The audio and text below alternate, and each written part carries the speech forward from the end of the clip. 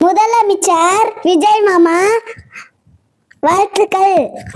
வலைதள சொந்தங்களுக்கு வணக்கம். இன்று தமிழகத்தில் மிகப்பெரிய ஆட்சி மாற்றம் மக்கள் நிகழ்த்தியுள்ளனர். தமிழகத்தின் 18வது முதலமைச்சராக திரு ஜோசப் விஜய் அவர்கள் இன்று பதவியேற்றுள்ளார்.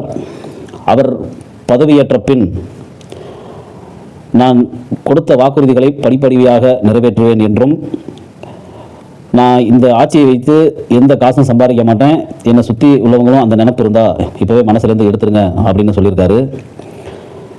திட்டங்களை செயல்படுத்துவேன், எல்லா மக்களும் என் மக்கள் என்றும் அவர் சொல்லியிருக்காரு. வரவேற்கத்தக்கது விஜய் அவர்களின், ஜோசப் விஜய் அவர்களின் இந்த பேச்சு முழுமையாக வரவேற்கத்தக்கது.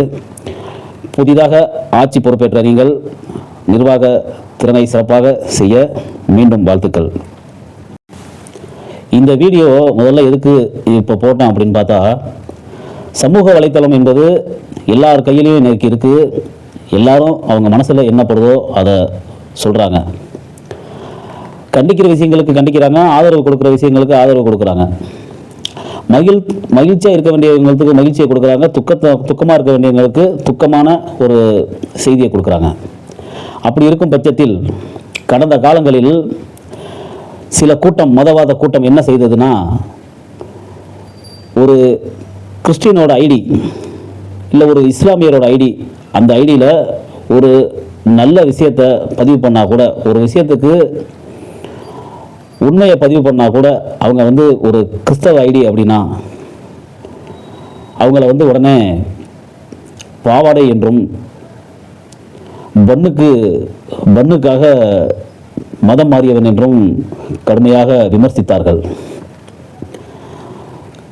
அந்த விமர்சனங்களுக்கெல்லாம் முற்றுப்புள்ளி வைக்கும் வகையிலும், அந்த பிரிவினைவாத கூட்டத்தை செவிலில் அடிக்கும் வகையிலும் இன்று திரு ஜோசப் விஜய் அவர்கள் பதவியேற்றுள்ளார் என்பது மகிழ்ச்சியான செய்தி.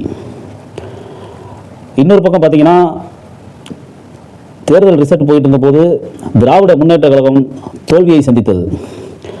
திராவிட முன்னேற்ற கழகம் தோல்வியை சந்தித்ததை விட முதலமைச்சர் திரு ஸ்டாலின் அவர்கள் தோல்வியை தழுவினார் என்பது நம் மனதை பெரிதாக கணக்க செய்தது. அதே போல விஜய் அவர்கள் கட்சி, தமிழக வெற்றி கழகம் முன்னேறி வருகிறது என்பதை விட பிஜேபி அனைத்திலும் தோல்வியுற்றது என்ற செய்தி மகிழ்ச்சியை ஏற்படுத்தியது. ஆனாலும் ஒரு சீட்டில் அவங்க ஜெயிச்சிருக்காங்க, இருந்துட்டு போகுது. தமிழகத்தில் மதவாதத்திற்கு எப்போதும் இடமில்லை என்று இந்த மக்கள் தெளிவாக முடிவு செய்திருக்கிறார்கள்.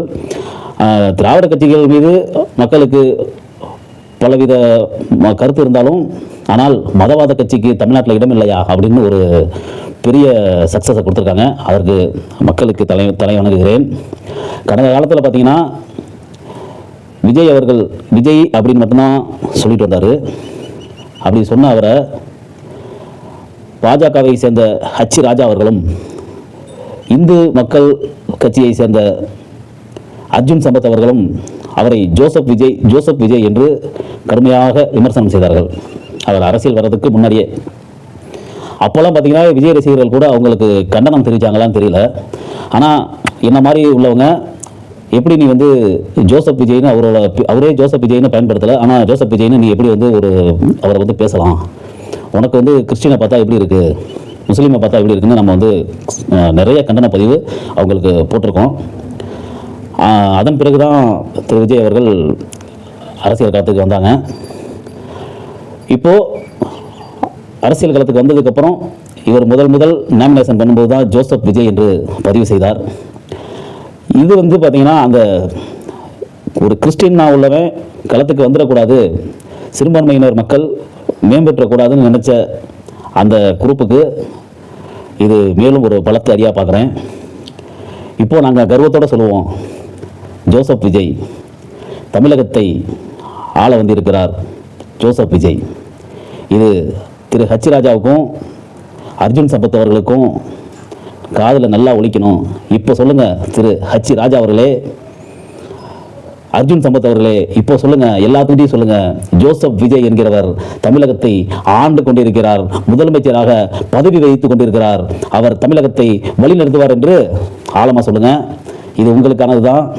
இனி ஜோசப் விஜய் அவர்களும் தமிழகத்தில் மதவாதத்தை அனுமதிக்க மாட்டார் என்று நம்புவோம். மீண்டும் தமிழக வெற்றி கழகம் சார்பாக முதல்வராக பதவியேற்ற அவருக்கும் மற்ற அனைவருக்கும் நெஞ்சார்ந்த வாழ்த்துக்கள். நன்றி.